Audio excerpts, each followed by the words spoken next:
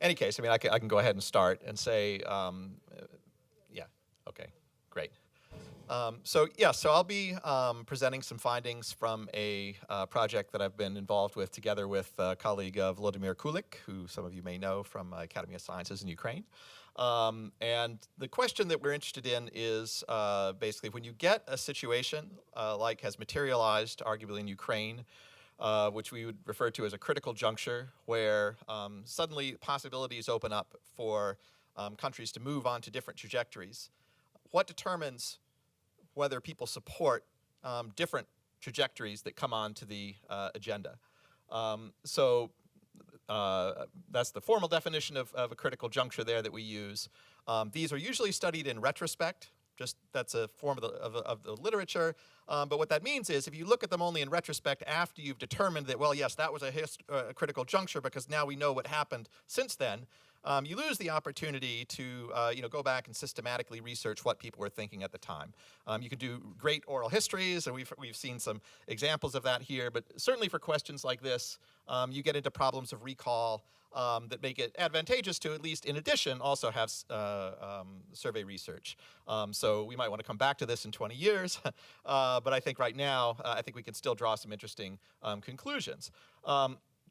And so the kind of one of the questions we're looking at then is, which comes out of this literature, is, in situations like critical junctures, does it often become the case that the old cleavages wind up coming back to the fore and influencing the outcomes, or is it more kind of contingent considerations related to personal dispositions, economic trends? I mean, economic interest is not exactly contingent, but it's something different than sort of the sort of old identity cleavages. So that's what we're looking at. So basically, what we tried to do was to identify a set of radical reforms that were in the political discourse and that were actively being proposed and considered seriously at some level of society and at some level of development. And so, we didn't try to make a comprehensive list. We didn't come into this saying we're going to look at 9.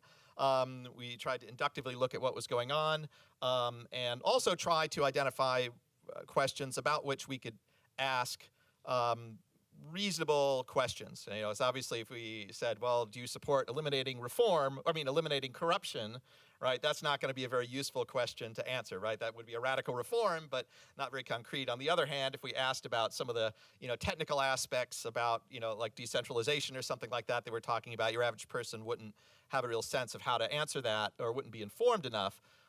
So we tried to get those on which have a set of reforms on which people probably would have some predisposition towards, or at least would be able to formulate an answer when presented by a survey question that met all these other criteria, and to ask questions that were as broad and representative of different types of questions that were out there.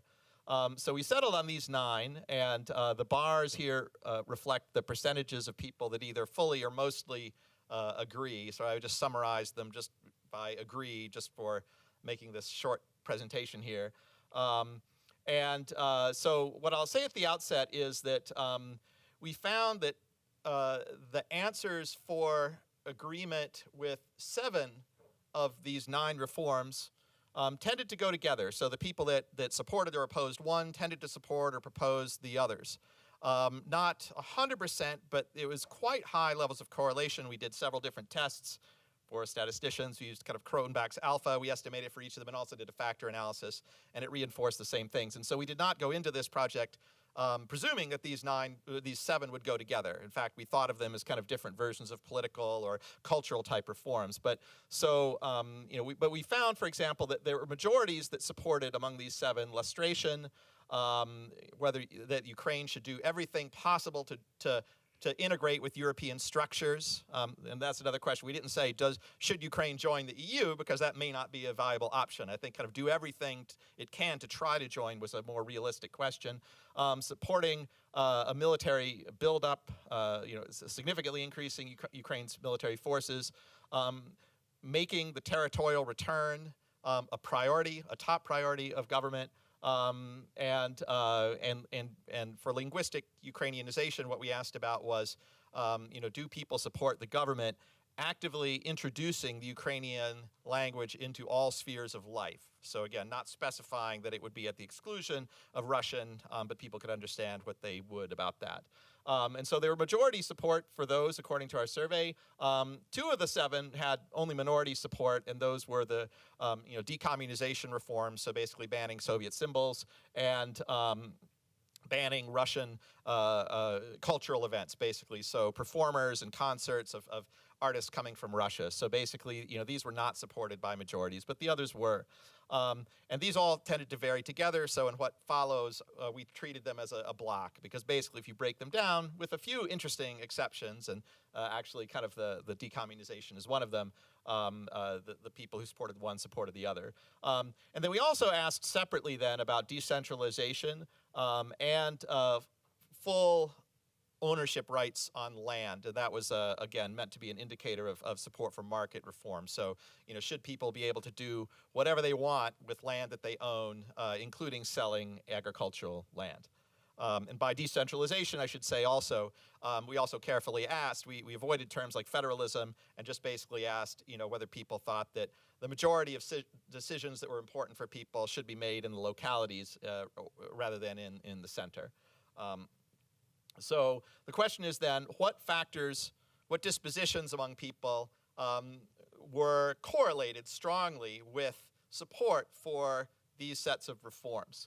And actually, I should say the PIE, I forgot to say about that. We wrestle with how to call them. You have to come up with a label to make it understandable. And so the idea that we've been working with is sort of a logic that seems to unite them in the eyes of supporters of these reforms, which are sort of post-imperial emancipatory reforms, basically sort of trying to kind of resist influences from the Soviet past, from Russian past, join European structures to kind of bolster that. So again, you could adopt other reforms, including those names of the opposite, that opponents of these reforms might do. Or I'm open to other suggestions. I would love a neutral term. So I do use the acronym. We do use the acronym in the paper to try to avoid the value judgment here. But so maybe I'll just walk people through, if I can, real briefly, what the numbers, what these here mean, the graphs. And so basically, first of all, we looked, so this is for the set of 7 reforms that go together, the PIE reforms. And so first of all, we looked at, was support for these reforms correlated with where people lived? And so what this shows is basically, on a 4-point scale, people who lived in western regions of Ukraine, as typically defined by the Kiev International Institute of Sociology, were on average about half of 1 point more likely to support these reforms. And so the dot is the estimate of the effect, and these kind of whiskers on either side, that's the 95% confidence interval. So if the line intersects 0, we conclude that it's not a significant effect, because we can't rule out that the effect is 0. But basically, we find strong regional effects. So people in the southeast tended to be strongly supportive of it. And I would say this is a very robust finding. It's not just Donbass driving it. Pretty much all the eastern, from Odessa, Dnipro, Kharkiv, they fit this larger pattern. So that was interesting. And then we just included the capital in case they were interesting. Since this is policy making, maybe the policy making center has effects. Your clicker's got a little laser on it if you want to. Oh, that's it. Okay. Or maybe not. Well, okay. Yeah. Well. Or that. All right. Well, I'm going to sit down in just a minute. So, sorry. Oh, okay. All right. Didn't even know that was a button. Okay. All right. Okay. And so then we looked at different identity groups in Ukraine, and what we did find was that support for these reforms was also strongly related to identity. So basically, people that had some kind of Russianness in their identity, whether it's regarding Russian as your native language, speaking Russian in everyday life, or kind of barely here, considering yourself to be Russian by nationality, you tended to oppose these reforms. So it is ethnically structured. So I think like on these reforms, Ukraine is less united in some ways than sometimes portrayed, although we found no effect for religion. And then for these kind of 7 reforms again, interestingly, we found that, let's see here, if you identified ideologically as a leftist, given a number of different categories that you could identify with reflecting different sorts of ideologies, you were likely to oppose these reforms. But if you were a nationalist, interestingly enough, it didn't, but that probably reflects the fact that there are a lot of other attitudes here that reflect different types of nationalism. So if you believed that, if you believed that the story of the UPA was a positive story, if you supported the Maidan, you were also very likely to support these reforms. We also found support for people who had what we've called an activist disposition, which is basically just the belief that without content, that basically you need to actively, to get the government to do something, you have to kind of actively pressure it in the streets. And we also found that the pride in Ukrainian citizenship was a marker of support for these reforms, but also people who tended to think that Ukraine should be defined as a civic entity. So regardless of your nationality, religion, whoever you are, as long as you are loyal to the Ukrainian state, you should be considered a Ukrainian. But it turns out not only these identity factors are important, but also economic factors. So that was actually quite interesting. So basically people who were poor, self-reported themselves to be poor, were more likely to oppose these reforms, and kind of, here what this shows is people who had who basically had done the best under the current economic circumstances were also more likely to support the reforms, but conversely that means people who were doing badly were more likely to oppose it. And so similarly you have an effect where people who thought that the Ukrainian economy was doing relatively better were more likely to support these reforms. But the big picture here is if you think the economy isn't doing well and if you're suffering, you're not likely to support these reforms. So there's a strong economic effect. And so very briefly, in the minute probably that I have about left, decentralization turns out to be very different. So it turns out to be much less regionally patterned, with the exception that if you're in Kiev, you're very strongly against it. And in fact, the only regional effect, if you break this down by region, is actually Galicia is in favor of decentralization, whereas the other regions are not. So it's much less patterned by identity.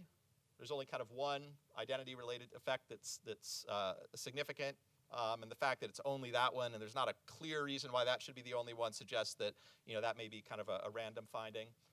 In terms of views, we found that support for decentralization was correlated with tolerance, pride in Ukraine, an activist disposition, but not a whole lot else. So this is different. It's much less identity patterned, but still related to economic factors. So we see poor people are also opposed to this decentralization reform.